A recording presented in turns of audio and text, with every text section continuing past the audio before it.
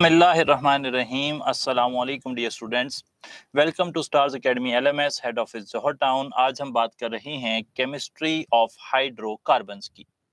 Chemistry of hydrocarbons में हम करेंगे एल्केन्स को।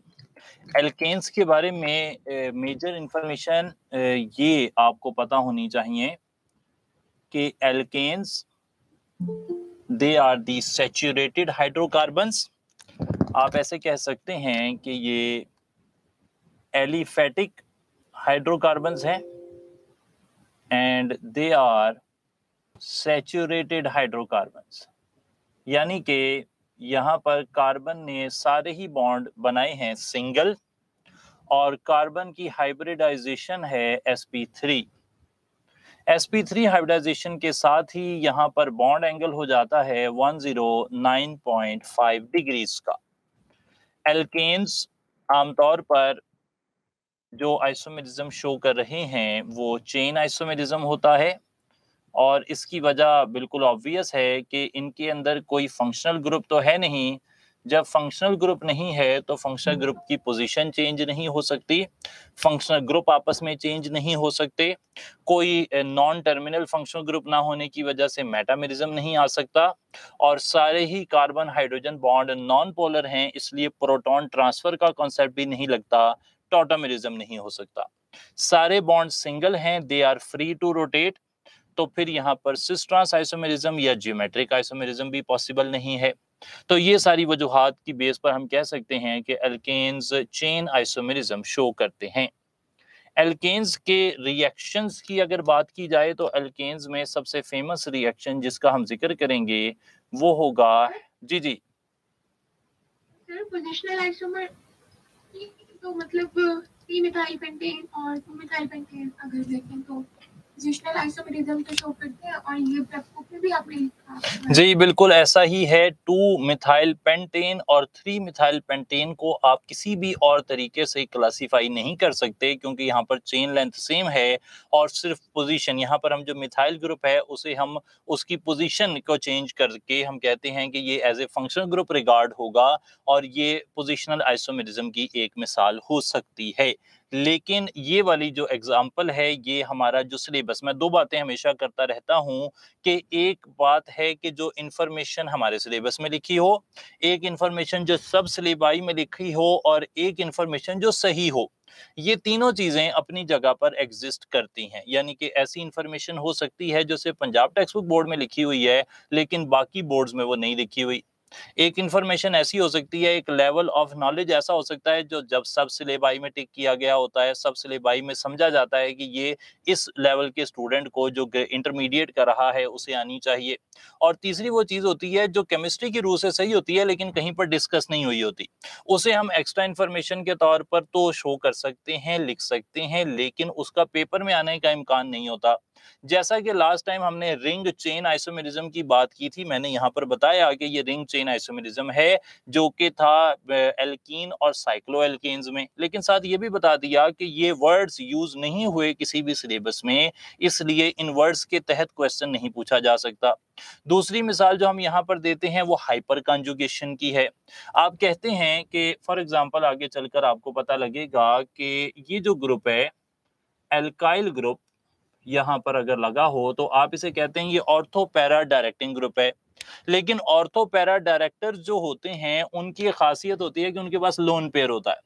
इस एल्काइल ग्रुप के पास कोई लोन पेयर नहीं है लेकिन ये फिर भी ऑर्थो पैरा डायरेक्टर है और इसकी वजह यह है कि इसके जो कार्बन हाइड्रोजन बॉन्ड हैं वो एक फिनोमिनन जिसे हाइपर कॉन्जुगेशन कहते हैं उसके तहत इलेक्ट्रॉन्स दे देते हैं ऑर्थो पैरा डायरेक्टर बनाने के लिए इस ग्रुप को।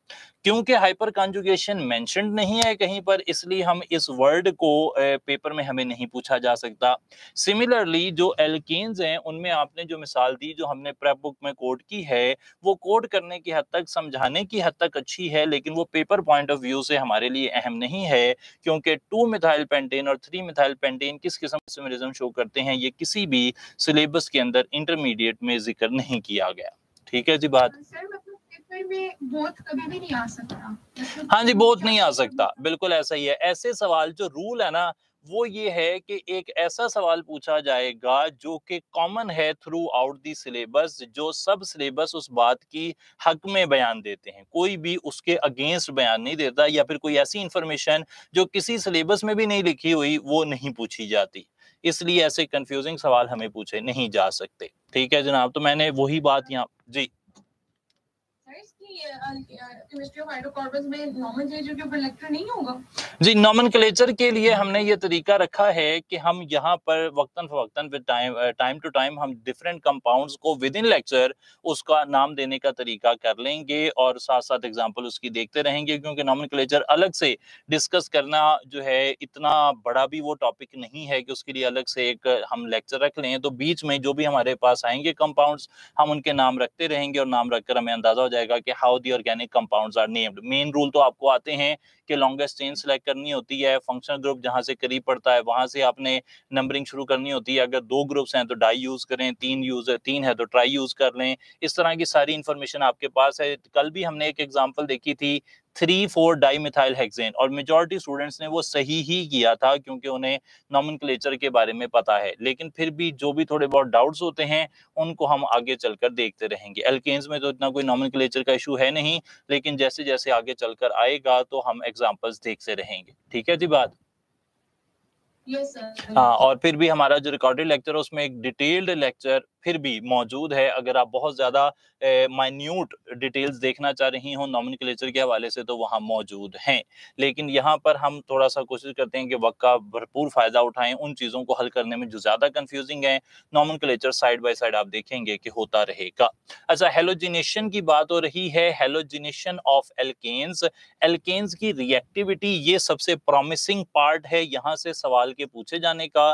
तो रिएक्टिविटी को मैं पहले डिस्कस कर लेता हूं। एल्केन्स के अंदर क्योंकि सारे carbon hydrogen non polar bond हैं, all the bonds are non polar bonds and all the bonds are strong sigma bonds.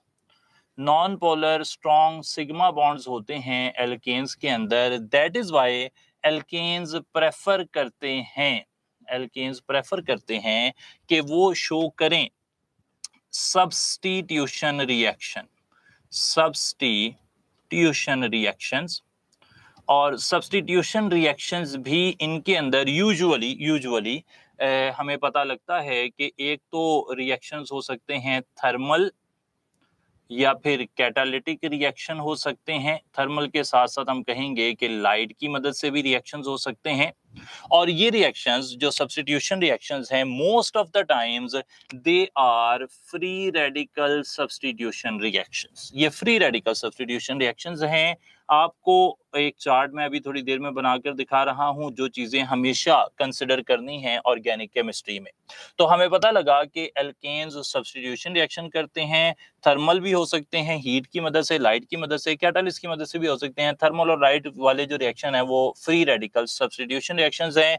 एक बात याद रख लें जो अभी मैं आपके सामने मेंशन कर रहा हूं कि जब भी कभी ऑर्गेनिक केमिस्ट्री में आपको कोई रिएक्शन, क्योंकि मेजरली रिएक्शन ही डिस्कस किए होते हैं, तो आपको कोई भी क्वेश्चन आएगा तो वो इन चीजों में से आएगा जो मैं आपके सामने लिख रहा हूं। या तो आपको किसी पर्टिकुलर रिएक्शन के बारे में ये पूछा जा सकता है कि प्रोडक्ट दिया हो और आपसे पूछा जाए कि रिएक्टेंट कौन सा है, या फिर रिएक्टेंट और कंडीशंस बताई गई हों, आपको पूछा जाए कि यहाँ पर प्रोडक्ट क्या बनेगा, मार्कोनिकॉव रूल, सेडजेफ रूल और दूसरी सब चीजें उनके मुताबिक। आपको पूछा जा सकता है कि ये रिएक्टेंट है और ये प्रोडक्ट है, बताएं कि ये किन कंडीशंस के तहत रिएक्शन होगा, क्योंकि एक रिएक्टेंट एक प्रोडक्ट एक पर्टिकुलर कंडीशन में ही देता है। अगर आप कंडीशन चेंज करते हैं तो या तो प्रोडक्ट चेंज हो जाता है या रिएक्शन ही एग्जिस्ट नहीं करता, रिएक्शन परफॉर्म नहीं होता। इसी तरीके से कंडीशंस के साथ साथ आपको पूछा जा सकता है कि यहाँ पर कौन सा इंटरमीडिएट बन रहा है। फॉर एग्जांपल कार्बोकैटाइन है, कार्बेनाइन है, फ्री रेडिकल हैं, ये इंटरमीडिएट हमें न्यूमरस टाइम्स पूछे जाते हैं। या फिर आपको पूछा जा सकता है कि इस पर्टिकुलर रिएक्शन का जो मैकेनिज्म है वो क्या होगा।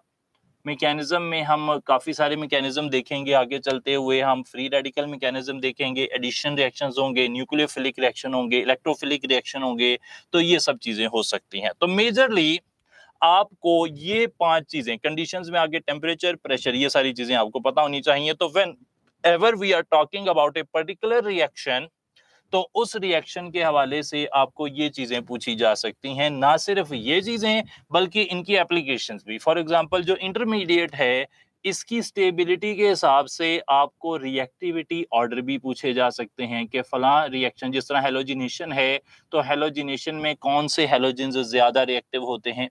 कंडीशंस की बात की जाए तो कंडीशंस में टेम्परेचर आ जाता है, कंडीशंस में प्रेशर आ जाता है। तो ये चीजें हमें पता, कैटलिस्ट इसमें इंपॉर्टेंट है। तो ये सब चीजें आपको पूछी जाएंगी whenever you are talking about some reaction, some random reaction. अगर आपको ये चीजें पता हैं तो actually you have considered a lot of MCQs जो कि आपको पूछे जा सकते हैं। आपको यही सवाल आना है, इसके अलावा सवाल नहीं आता। यूजुअली इन्हीं डोमेन्स पर क्वेश्चन पूछा जाता है। तो when we are talking about halogenation, आपने इन सब को डिस्कस करते जाना है। मैं और आप मिलकर डिस्कस कर लेंगे तो इंशाल्लाह फिर काफी हद तक आसानी हो जाएगी। हेलोजिनेशन को लेकर चल रहे हैं। हेलोजिनेशन आप कह सकते हैं it is the substitution of halogen.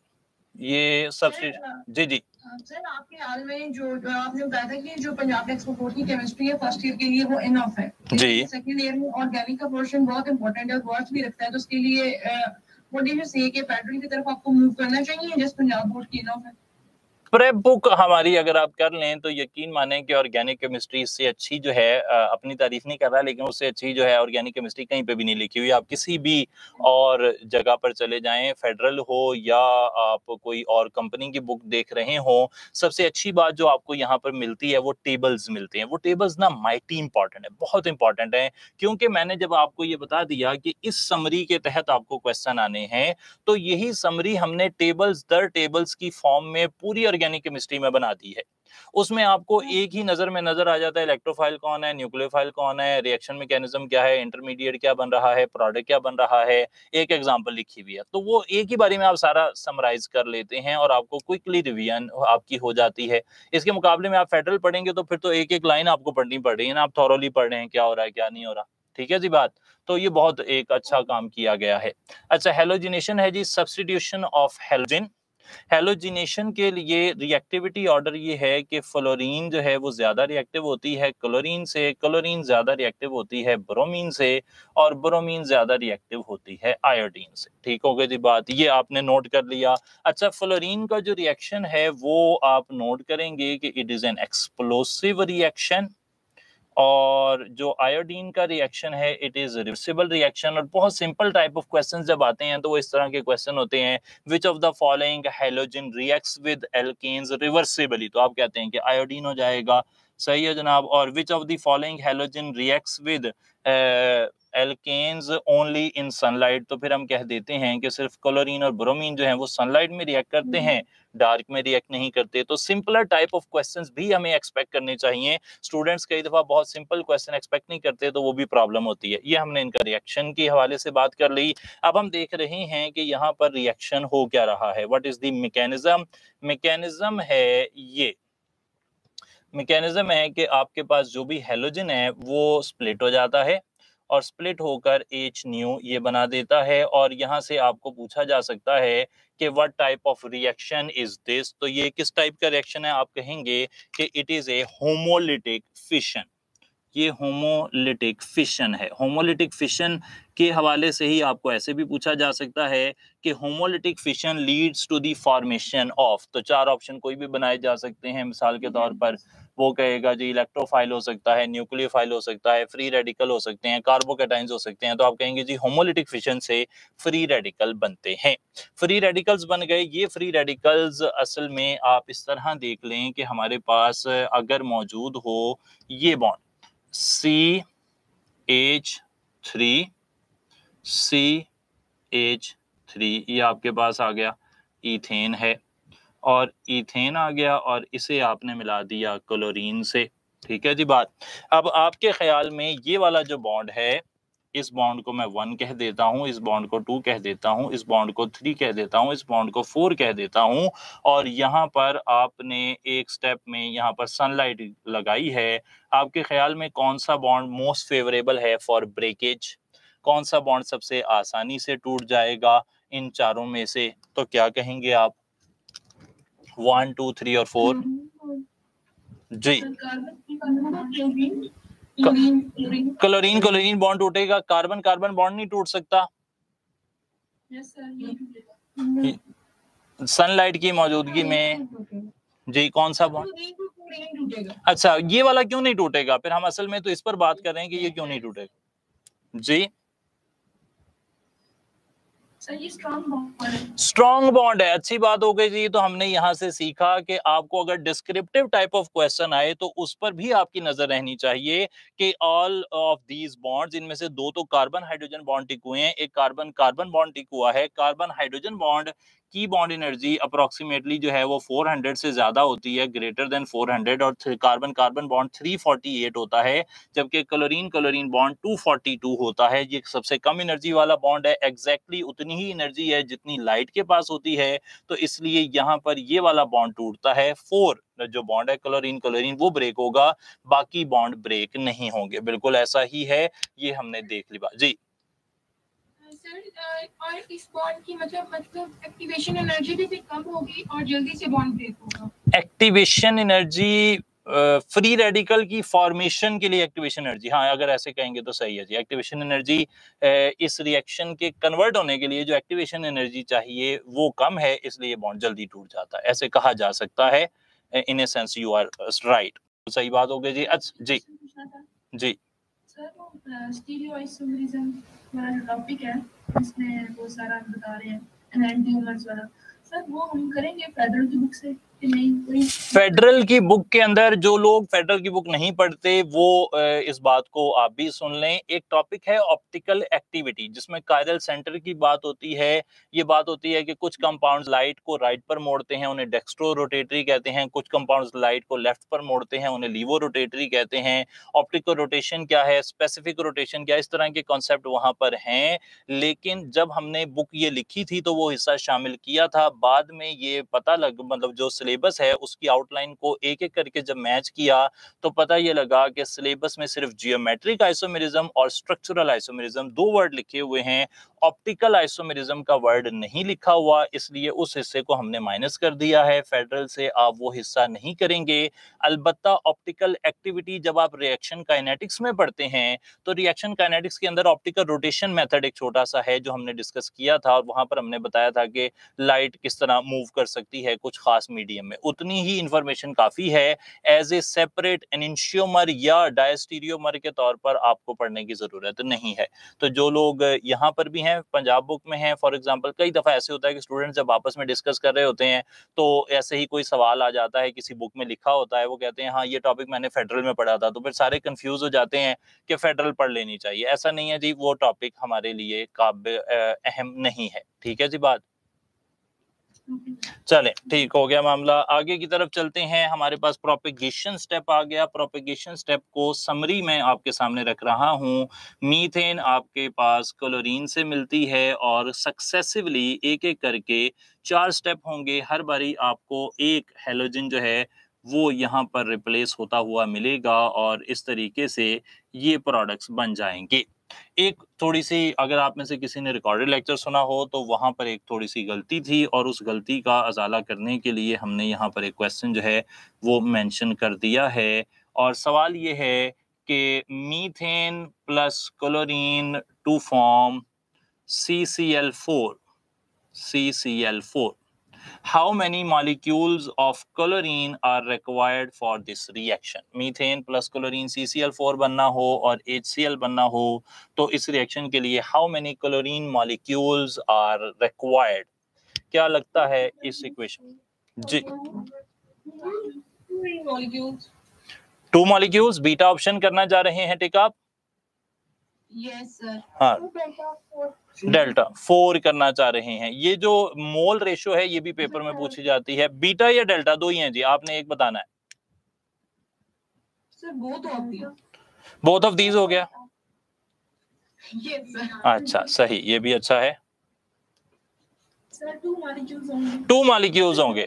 चलें हम यहाँ पर बैलेंसिंग करके देख लेते हैं। मीथेन को क्लोरीन से मिलाया। रूल ये है याद रख लें कि मीथेन का जो एक हाइड्रोजन है ना वो रिप्लेस होता है क्लोरीन की मदद से और उसकी जगह नई क्लोरीन आ जाती है। तो एक क्लोरीन का एटम हाइड्रोजन को लेकर जाता है, दूसरा क्लोरीन का एटम यहाँ पर आकर लगता है। अगर आप इक्वेशन को बैलेंस करना चाहें तो यहाँ 4 लगा दिया जाए और यहाँ भी 4 लगा दिया जाए तो इक्वेशन बैलेंस हो जाती है। ये बात आपने याद रखनी है कि जो मीथेन का मॉलिक्यूल है इसको कंप्लीटली अगर आप CCl4 में तब्दील करना चाहते हैं तो 4 क्लोरीन के मॉलिक्यूल आपको चाहिए होंगे। एक एग्जांपल और फिर मैं एक जनरल रूल बना दूंगा और फिर वो रूल इंशाल्लाह आइंदा हमें काम आता रहेगा।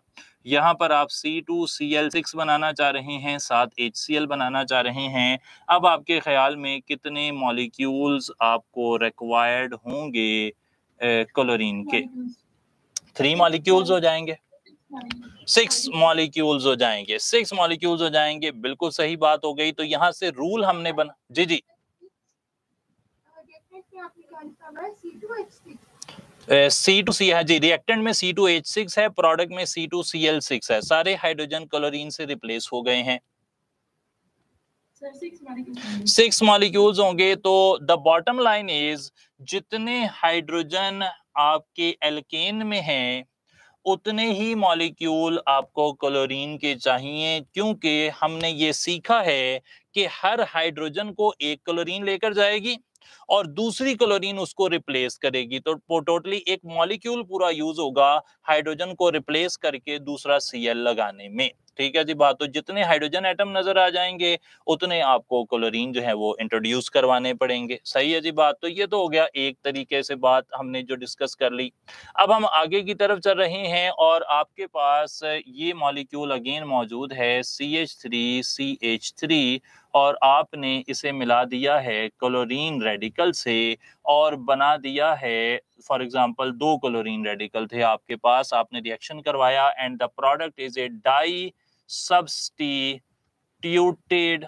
प्रोडक्ट।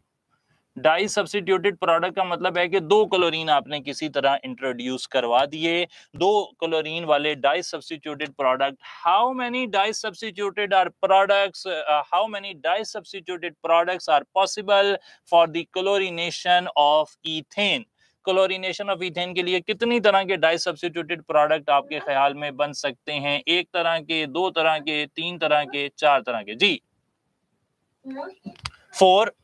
4 तरह के बन सकते हैं। बनाकर देखें जरा। How many di substituted products are possible for the chlorination of ethane? याद रख लें सिलेबस में क्लोरीनेशन ऑफ ईथेन भी है, पंजाब टेक्स्ट बुक बोर्ड में क्लोरीनेशन ऑफ मीथेन को ही डिस्कस किया गया है, लेकिन ये वर्ड क्योंकि मेंशन है इसलिए हम इस पर बात कर रहे हैं। 2 सब्स्टिट्यूएंट इंट्रोड्यूस करवाने हैं ईथेन में, इंट्रोड्यूस करवाइए और जवाब बता दीजिए। 2 क्लोरीन इंट्रोड्यूस कराने हैं जी। 2 हो जाएंगे। कौन कौन से बताना चाहेंगे? नाम बताएंगे उनके जी।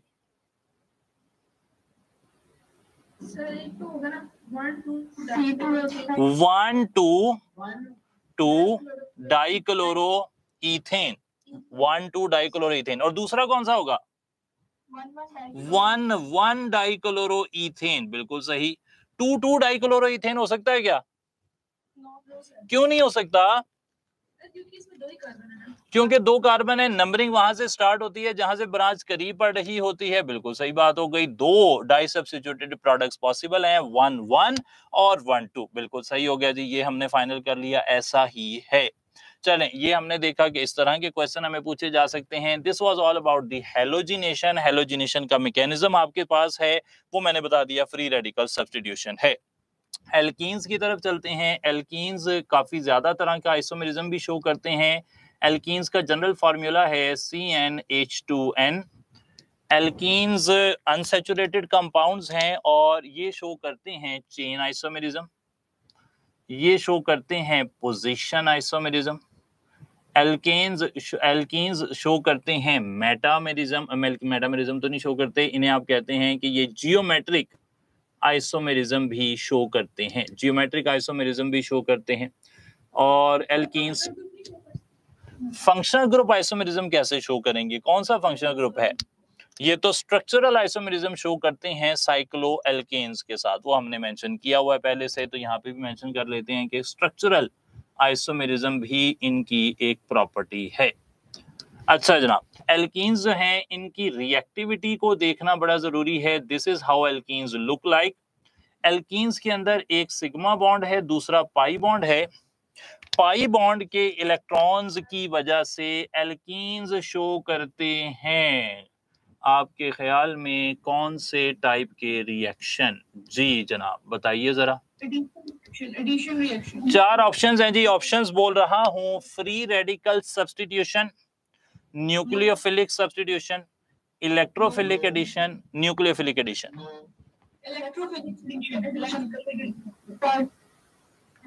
चार्ली लग रहा है, डेल्टा नहीं लग रहा किसी को? नो। बिल्कुल सही हो गया जी, चार्ली इज द राइट। जी जी। Alkenes show electrophilic addition reactions. एक तो सवाल ये होता है कि आपको यही पूछ लिया जाए which type of reactions they show, दूसरा होता है कि इसकी रीजन भी आपको पूछी जा सकती है। Alkenes show electrophilic reaction due to the following reason, तो most probable reason is exposed pi electrons. Expose pi electrons की वजह से ये इलेक्ट्रोफिलिक एडिशन रिएक्शन शो करते हैं। एल्कीन्स को प्रिपेयर करने की अगर बात की जाए तो हम इन्हें प्रिपेयर कर सकते हैं जी जी बताइए जी। 1 ब्यूटीन नॉन टर्मिनल कैसे कह रहे हैं आप इसे, जब आप कहते हैं कि 1 ब्यूटीन कंपाउंड एग्जिस्ट करता है। 1 ब्यूटीन में डबल बॉन्ड 1 कार्बन पर है, नॉन टर्मिनल फंक्शन ग्रुप में 1 पर कभी भी फंक्शन ग्रुप नहीं आता। कीटोन आप देख लें 2 ब्यूटानोन हो सकता है, 1 ब्यूटानोन नहीं हो सकता। ठीक है जी। ईथर आप देखें तो वो कम से कम मेथॉक्सी ईथर होगी, यानी कि उसके एक कोने पर कार्बन होगा, दूसरा होगा ऑक्सीजन। यहाँ पर ये 1 ब्यूटीन हो सकता है, 1 प्रोपीन हो सकता है, 1 पेंटीन हो सकता है, तो ये तो टर्मिनल हो गया, नॉन टर्मिनल नहीं है। ठीक है जी बात। जी आपने ना फेसबुक में लिखा है कि आइसोमेरिज्म शो करते हैं। अच्छा, कई प्रेप बुक में अगर कोई ऐसी बात लिखी जाए तो आप उसे नजरअंदाज कर दें, क्योंकि जो बात आपकी इंफॉर्मेशन से कॉन्ट्राडिक्ट कर रही है वो गलत ही होगी। आप अल्कीन का फंक्शनल ग्रुप आइसोमर कैसे बनाएंगे, मुझे तो नहीं समझ आती।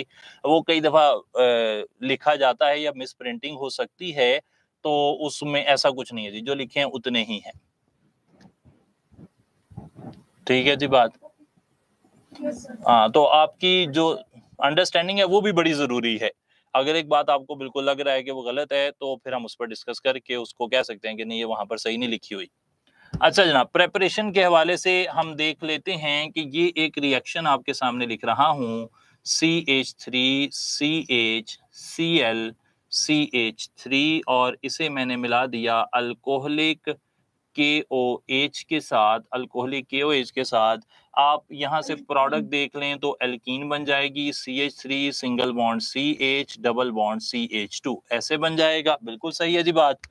तो ये तो बिल्कुल सही हो गया। आपने बस ये बता देना है कि ये जो रिएक्शन है इसका नाम क्या है। इलेक्ट्रोफिलिक एडिशन है। अच्छा ठीक है जी, मैं तो कुछ और ही लिख रहा हूँ, आप कुछ और कह रहे हैं, लेकिन चलें आप सही कह रहे होंगे यकीनन। लेकिन अब सवाल ये है कि इनमें से कौन सा ऑप्शन ज्यादा सही लगता है? डेल्टा। जी, डेल्टा ऑप्शन ज्यादा सही लगता है। बीटा एलिमिनेशन, राइट, बिल्कुल सही बात हो गई। प्रेपरेशन में हमने सीखा कि ये बीटा एलिमिनेशन से जो एल्कीन्स हैं वो तैयार होते हैं। Alkenes are prepared by the beta elimination reaction, जिसमें जो अल्फा कार्बन है उससे हेलोजन और बीटा कार्बन से हाइड्रोजन चला जाता है, तो ये बीटा एलिमिनेशन हो जाती है। बीटा एलिमिनेशन होने वाला जो ये पर्टिकुलर रिएक्शन है, इस रिएक्शन के अंदर आपके पास अगर कोई एक टर्शरी अल्काइल हैलाइड हो या सेकेंडरी अल्काइल हैलाइड हो या प्राइमरी अल्काइल हैलाइड हो, तो कौन ज्यादा रिएक्टिव होगा? टर्शरी वाला ज्यादा रिएक्टिव हो जाएगा। टर्शरी वाला ज्यादा रिएक्टिव है, इसका मतलब है अभी किसी स्टूडेंट ने बताया कि यहाँ पर रिएक्शन इंटरमीडिएट क्या होगा फिर? कार्बोकेटाइन। याद रख लें, बीटा एलिमिनेशन रिएक्शन के अंदर जो इंटरमीडिएट होता है वो होता है कार्बोकेटाइन। कार्बोकैटाइन होता है। तो जब भी कार्बोकैटाइन होगा ना तो हमेशा टर्शरी वाले ज्यादा रिएक्टिव होंगे। और अगर इंटरमीडिएट बन रहा होता, अगर यहाँ पे तो नहीं बन रहा लेकिन अगर कभी बन रहा होता कार्बेनाइन बन रहा होता तो फिर प्राइमरी वाले ज्यादा रिएक्टिव होते। अब फिर सवाल ये है कि अगर इंटरमीडिएट बन रहा हो कार्बन फ्री रेडिकल तो फिर कौन से ज्यादा रिएक्टिव होंगे जी? कार्बोकैटाइन में टर्शरी, कार्बेनाइन में प्राइमरी, कार्बन फ्री रेडिकल में कौन ज्यादा रिएक्टिव है? सही हो गई जी बात। कार्बोकैटाइन और कार्बन फ्री रेडिकल दोनों ही केसेस में टर्शरी वाले ज्यादा रिएक्टिव होते हैं, क्योंकि कार्बोकैटाइन भी हाइपर कॉन्जुगेशन के जरिए स्टेबल है, कार्बन फ्री रेडिकल भी हाइपर कॉन्जुगेशन के जरिए स्टेबल है, और दोनों में टर्शरी वाले ज्यादा स्टेबल होते हैं। तो बिल्कुल सही हो गया, ये दोनों एक तरह है और कार्बेनाइन दूसरे तरीके से। हाइपर कॉन्जुगेशन वाला जी नहीं, हाइपर कॉन्जुगेशन के इनकी स्टेबिलिटी किस पर बात चल रही है? अच्छा, इंटरमीडिएट मैंने कहा कि अगर कार्बोकैटाइन इंटरमीडिएट बन रहा हो जैसे बीटा एलिमिनेशन में बनता है तो फिर टर्शरी वाले जो कंपाउंड हैं वो ज्यादा रिएक्टिव होते हैं, चाहे वो टर्शरी अल्कोहल्स हो चाहे वो टर्शरी अल्काइल हैलाइड्स हो। अगर हमारा रिएक्शन इंटरमीडिएट कार्बेनाइन बन रहा हो कभी किसी रिएक्शन में, जो कि हम आगे देखेंगे, तो फिर रिएक्टिविटी ऑर्डर अंडरस्टूड हो जाएगा कि प्राइमरी वाले ने ज्यादा रिएक्टिव होना है। अब हमने सवाल ये पूछा कि कार्बन फ्री रेडिकल भी तो बन सकता है। अगर कार्बन फ्री रेडिकल बन रहा हो जैसा कि हमारे इस रिएक्शन में था, जो हैलोजिनेशन है फ्री रेडिकल बन रहा है, तो फिर कौन से वाले ज्यादा रिएक्टिव होते हैं? हमने कहा जी टर्शरी वाले ज्यादा रिएक्टिव होते हैं, फिर सेकेंडरी वाले, फिर प्राइमरी वाले। ये बात हो रही है जी, ठीक है मामला। और टर्शरी वाले जैसे ज्यादा होते हैं क्योंकि इजियर एलिमिनेशन होती है। इजियर एलिमिनेशन होती है कैसे, वो मैं बता देता हूँ, एक बारी एग्जांपल देख लें आप। अगर आप यहाँ पर अज्यूम करें कि CH3 CH3 और ये कार्बन के साथ 3 हाइड्रोजन, ठीक है जनाब, और यहाँ पर कार्बन पर आ गया पॉजिटिव। इस कार्बन पर जो पॉजिटिव आया है ना, इस पॉजिटिव को ये इलेक्ट्रॉन जो कार्बन हाइड्रोजन के हैं ये स्टेबलाइज कर सकते हैं इस तरह। इस फिनोमिनन को जिसमें carbon hydrogen sigma bond stability ला रहा हो, पॉजिटिव चार्ज को स्टेबल कर रहा हो, इस फिनोमिनन को कहते हैं हाइपर कॉन्जुगेशन। और यही फिनोमिनन कार्बोकैटाइन में भी होता है, यही फिनोमिनन कार्बन फ्री रेडिकल में भी होता है। इस वजह से टर्शरी में क्योंकि हाइड्रोजन ज्यादा हैं, सिग्मा बॉन्ड्स ज्यादा हैं जो स्टेबलाइज कर सकते हैं, इसलिए टर्शरी वाले ज्यादा रिएक्टिव होते हैं। जितना प्रोडक्ट स्टेबल होगा, जितना इंटरमीडिएट, ये रूल लिखना चाहिए, जितना स्टेबल इंटरमीडिएट होगा, इंटरमीडिएट स्टेबिलिटी मैं लिख रहा हूं, इंटरमीडिएट स्टेबिलिटी जितनी ज्यादा होगी उतना ही जो रिएक्टिविटी है स्टार्टिंग रिएक्टेंट की वो ज्यादा होगी। क्योंकि इंटरमीडिएट टर्शरी वालों का स्टेबल है, इसलिए टर्शरी अल्काइल हैलाइड ज्यादा रिएक्टिव होते हैं। ठीक है जी बात, अग्री करते हैं? चलें, अच्छा हो गया। अब हम चल रहे हैं इस कंपाउंड पर, CH3CHBr CH2CH3 2 ब्रोमो ब्यूटेन है जी बेसिकली। इसे हमने अल्कोहलिक KOH से मिलाया है और अल्कोहलिक KOH से मिलाने पर हमें मिल रही है या तो 1 ब्यूटीन या फिर 2 ब्यूटीन या फिर 1 ब्यूटीन मेजरली या फिर 2 ब्यूटीन मेजरली।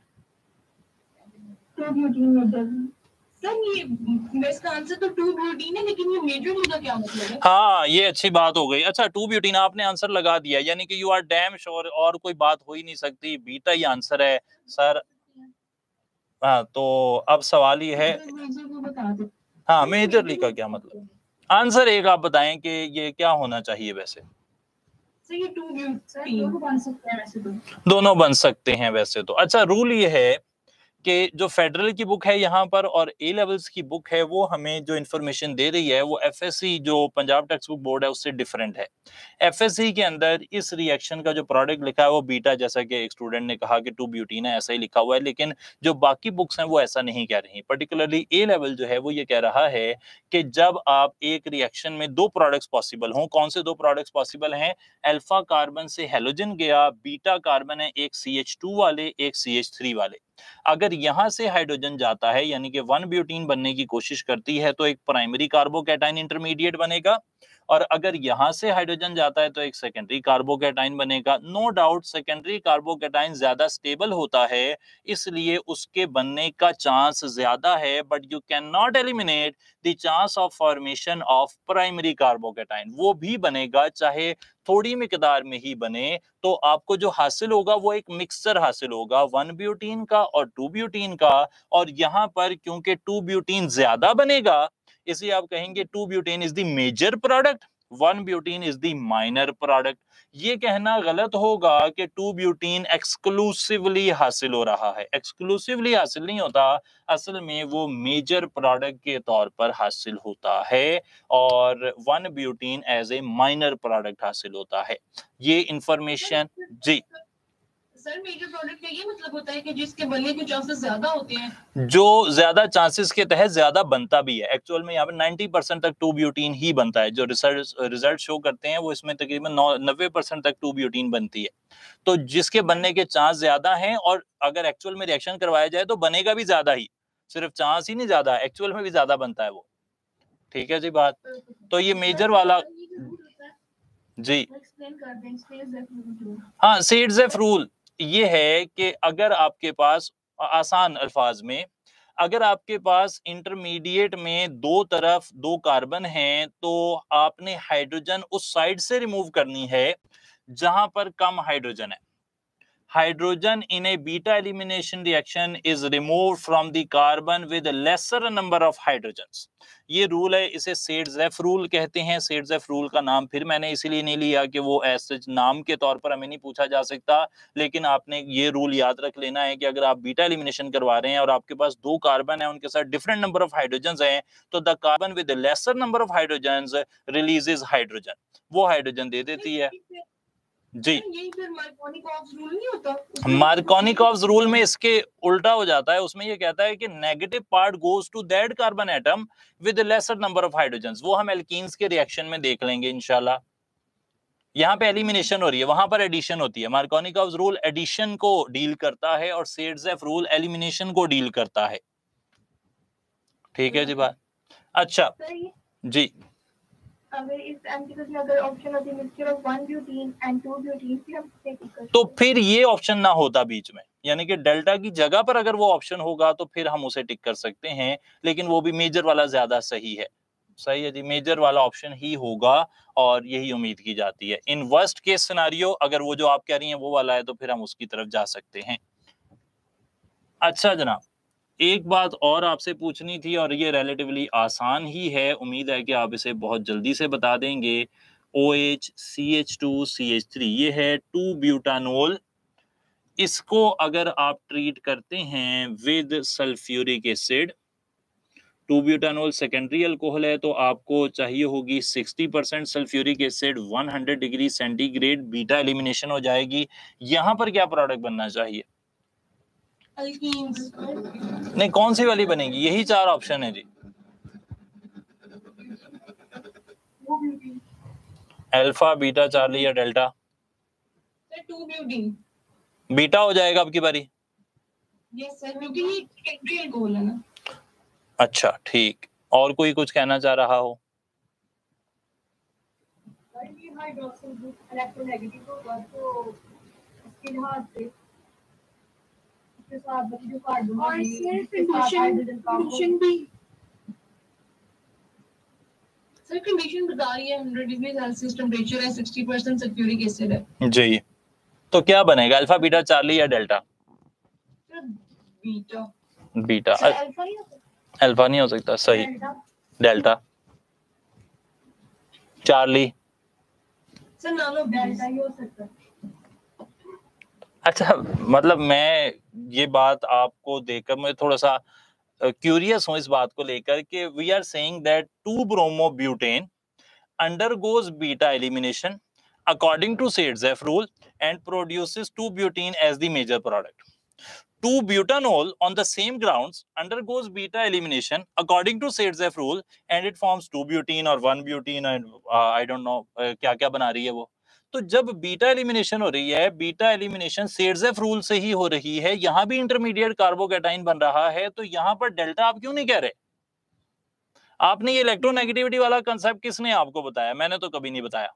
आपने वो कहा कंडीशंस वाला कंसेप्ट किसने बताया? मैंने तो कभी नहीं बताया। आप खुद ना अपने आप को परेशान कर लेते हैं एक ऐसी चीज पे जिसकी कोई जरूरत ही नहीं है। हमने कहा जी बीटा एलिमिनेशन इसकी हुई और सेट्जेफ रूल से जब भी होगी यही कुछ बनेगा, तो हमने कहा इसकी बीटा एलिमिनेशन करवा दें सेट्जेफ रूल से। सेम चीज है, सिर्फ यहाँ ब्रोमो लगा है, यहाँ OH लगा हुआ है।